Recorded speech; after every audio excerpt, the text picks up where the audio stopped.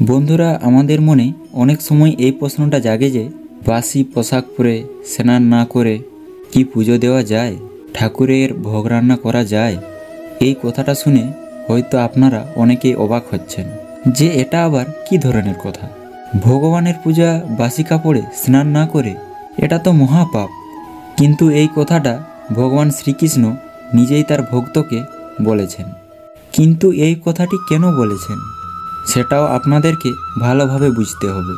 তাই ভিডিওর কথাগুলো এক মনে শেষ পর্যন্ত শুনবেন, তারপর কোনো মন্তব্য করবেন, আগে নয়। তাহলে চলুন শুরু করা যাক। অনেক আগের ঘটনা। এক মহিলা অনেক ছোটবেলা থেকেই ভগবান শ্রীকৃষ্ণের একনিষ্ঠ ভক্ত ছিলেন। তার বাবা ছিলেন একজন পূজারী। তিনি ছোটবেলা থেকেই তার বাবাকে পূজায় সাহায্য করত।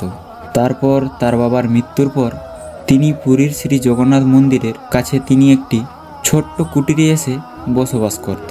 শ্রী জগন্নাথ দেবের দর্শন ছিল তার নিত্যদিনের কাজ। তার কোনো সন্তান ছিল না এবং তিনি ধীরে ধীরে জগন্নাথ দেবকে পুত্রের মতো স্নেহ করতে থাকেন। জগন্নাথ দেবের দর্শনের সময় নিয়মিত নানা রকমের ফল তিনি জগন্নাথ দেবকে নিবেদন করতেন। একদিন মন্দির থেকে বাড়ি ফিরে তার মনে হলো পুরোহিতের ভোগ নিবেদন করার আগেই হয়তো ভগবানের খিদে পেয়ে যায়, আর তিনি যে ফল ভগবানকে নিবেদন করেন তাতে হয়তো তার পেট ভরে না। ভগবানের প্রতি এমন মাতৃস্নেহ নিয়ে ঠিক পরের দিন থেকে তিনি সকাল 3:30টার সময় ঘুম থেকে উঠে খিচুড়ি রান্না করতে শুরু করলেন। তিনি স্নান ঘর পরিষ্কার না করেই প্রথমেই ঘুম থেকে উঠে খিচুড়ি বসাতেন, যাতে ঠাকুরের খেতে দেরি না হয়। তারপর তিনি বাড়ির জগন্নাথ দেবের মূর্তির সামনে নিবেদন করতেন। ঠিক সেই সময় এক কৃষ্ণাঙ্গ অতি সুদর্শন বালক তার কুটিরের সামনে প্রবেশ করল এবং বলল, মা, আমার বড্ড খিদে পেয়েছে, আমাকে কিছু খেতে দিবে? এরপর সেই মহিলা অপলক দৃষ্টিতে তাকিয়ে রইল সেই বালকের দিকে। তারপর তাড়াতাড়ি ঘরে গিয়ে একটি আসনের ব্যবস্থা করলেন। কিন্তু তিনি মনে মনে ভাবছিলেন যে এই বালককে সে কী খেতে দেবে। তখন হঠাৎ তার মনে হলো শ্রী জগন্নাথ দেবের নিবেদিত ভোগ খেতে দেওয়ার কথা। তিনি তাই করলেন। মহা আনন্দে সেই বালক খিচুড়ি খেতে লাগলেন। মহিলাটি তার পাশে বসে হাত পাখা দিয়ে হাওয়া করতে লাগলেন। সেই প্রসাদ খেয়ে খুবই তৃপ্ত হলেন সেই বালক। এবার সেই বালক বলল, মা, আমাকে প্রত্যেক দিন এরকম খিচুড়ি রান্না করে খাওয়াবে? এবার সেই কৃষ্ণ ভক্ত মহিলা মাথা নেড়ে হ্যাঁ বললেন। বালকটি এটাও বলে গেলেন যে এবার থেকে প্রত্যেক দিন সকালবেলা সে খিচুড়ি খেতে আসবে। এই বলে বালকটি সেখান থেকে চলে যায়। এদিকে সেই মহিলার আর সময় কাটে না। তার খালি মনে হতে লাগলো কখন আসবে সেই বালক, তিনি খেতে দিবেন তাকে, পাখার হাওয়া করবে তাকে। পরের দিন ঘুম থেকে ওঠে সব কাজ ফেলে ধরিয়ে দিলেন উনুন। শুরু হলো রান্না।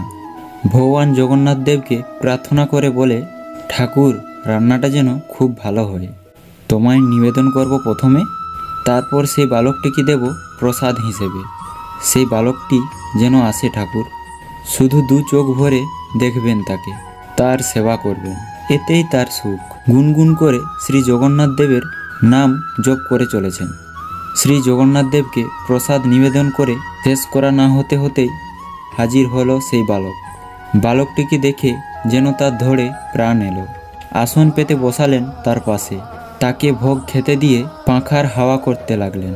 তিনি বালকটিকে প্রাণ ভরে দেখতে লাগলেন। কি মিষ্টি তার মুখখানা। তৃপ্তি করে খাওয়ার পরে সেই বালকটি বলল, এবার আমি আসি। এই বলে সে প্রস্থান করতেই যাবে, ঠিক সেই মুহূর্তে সেই মহিলা তাকে স্নেহ ভরা গলায় বলল, কাল আসবে তো বাবু? বালকটি তখন বলল, হ্যাঁ, আসবো। এরপর থেকে সেই মহিলার প্রত্যেক দিনের কাজ সকালে ঘুম থেকে উঠেই খিচুড়ি রান্না করা এবং জগন্নাথ দেবকে ভোগ নিবেদন করা, তারপর বালকটিকে খেতে দেওয়া। এরপর তার সারা দিনটা কাটে নানা রকম খিচুড়ির সরঞ্জাম জোগাড় করতে, উনুনের জ্বালানি এইসব জোগাড় করতে। দিনের পর দিন এইভাবেই কেটে যাচ্ছে। সারাদিন সে উজ্জ্বল বালকটির মুখটি তার মুখের সামনে ভাসতে থাকে। তার ধ্যান জ্ঞান হলো খিচুড়ি রান্না করা। সেই বালকটির সেবা করে তিনি পরম শান্তি পায়। এইভাবেই চলতে থাকে। এর ফলে তিনি দীর্ঘদিন ধরে জগন্নাথ দেবের মন্দিরে যাননি। একদিন মন্দিরের প্রধান পুরোহিত তার সাথে দেখা করতে এলেন তার বাড়িতে। তিনি জিজ্ঞাসা করলেন, এখন কেন মন্দিরে যাওনি তুমি? এরপর মহিলা কোথায় কোথায় তার সারাদিনের কাহিনী পুরোহিতকে বললেন। স্নান না করে, ধোয়া পোশাক না পরে শ্রী জগন্নাথ দেবকে প্রসাদ দেওয়ার কথা শুনে মন্দিরের পুরোহিত অসন্তুষ্ট হলেন। তাকে বললেন এরপর থেকে তিনি যেন স্নান করে পরিষ্কার পোশাক পরে তবেই রান্না করেন এবং তারপর যেন নিবেদন করেন নৈবেদ্য। এতদিন বাসি কাপড়ে রান্না করে নৈবেদ্য নিবেদন করেছিলেন জগন্নাথ দেবকে। এটা অনুচিত হয়েছে ভেবে তিনি মনে মনে খুব কষ্ট পাচ্ছিলেন। তিনি খুব দুঃখিত ছিলেন। মনে মনে ক্ষমা প্রার্থনা করছিলেন জগন্নাথ দেবের কাছে। পরের দিন তিনি ঘুম থেকে উঠে ঘর দুয়ার পরিষ্কার করে, স্নান করে পরিষ্কার পরিচ্ছন্নভাবে জামা কাপড় পরে রান্না বসালেন। অনেকটা সময় লেগে গেল তার, অনেকটা দেরি হয়ে গেল ঠাকুরকে নিবেদন করতে। অবশেষে এলো সেই বালক। তার মুখ শুকিয়ে গেছে ভোগের অপেক্ষা করতে করতে। সেই দিন প্রথম তার দেরি হয়ে গেল সেই বালকটিকে ভোগের প্রসাদ খেতে দিতে। তারপর সেই বালকটি কোনো রকমে দ্রুত সেই ভোগটি খেল। অন্যদিকে মন্দিরের প্রধান পুরোহিত নিবেদন করলেন ভোগ, কিন্তু দেখলেন নৈবেদ্য থেকে সুগন্ধ আসছে না।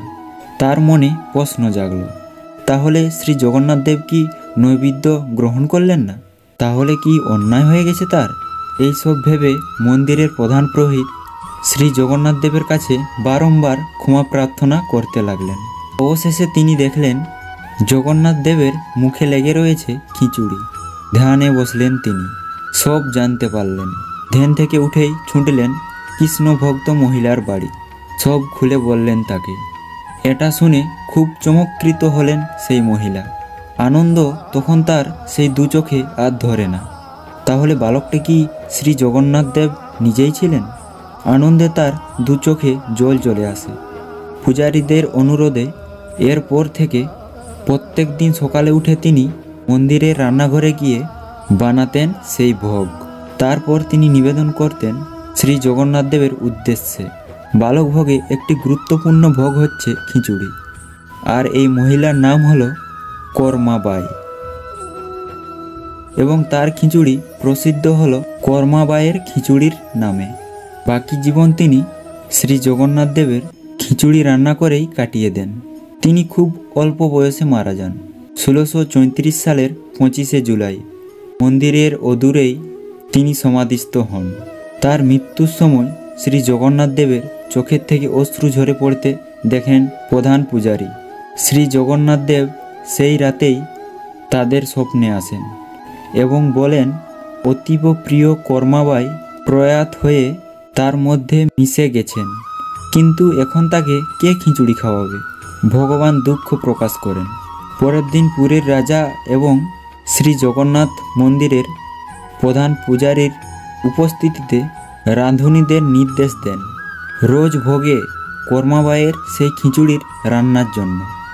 তখন থেকে আজও সেই প্রথা চলে আসছে। প্রত্যেক দিন ভোরে শ্রী জগন্নাথ দেবকে নিবেদন করা হয় কর্মাবাইয়ের সেই খিচুড়ি। আজও যখন পুরীর সেই মন্দিরে রথযাত্রা হয়, তখন রথের চাকা জগন্নাথ দেবের ভক্ত কর্মাবাইয়ের সমাধির সামনে এসে থেমে যায়। কিছুতেই সেই চাকা নড়ানো যায় না। সবাই বলে শ্রী জগন্নাথ দেব তখন নিজের প্রিয় ভক্ত কর্মাবাইয়ের সঙ্গে দেখা করতে যান। কিছুক্ষণ পর রথের চাকা নিজের থেকেই ঘুরতে শুরু করে। বন্ধুরা, এমন ভক্তি যাদের থাকে তারাই ঈশ্বর দর্শন করতে পারে। কর্মাবাই কতটা ভালোবাসতেন শ্রী জগন্নাথ দেবকে এবং কতটা স্নেহ করতেন, তার এই অপার ভক্তির কারণেই ভগবান তার বাড়িতে এসে খাবার গ্রহণ করতেন। বন্ধুরা, ভিডিওটা যদি ভালো লেগে থাকে তাহলে অবশ্যই কমেন্ট করে জানাবেন। এই চ্যানেলে নতুন হলে সাবস্ক্রাইব করে বেল আইকনটি প্রেস করে রাখবেন পরবর্তী ভিডিও দেখার জন্য। ভালো থাকবেন, সুস্থ থাকবেন, সাথে থাকবেন।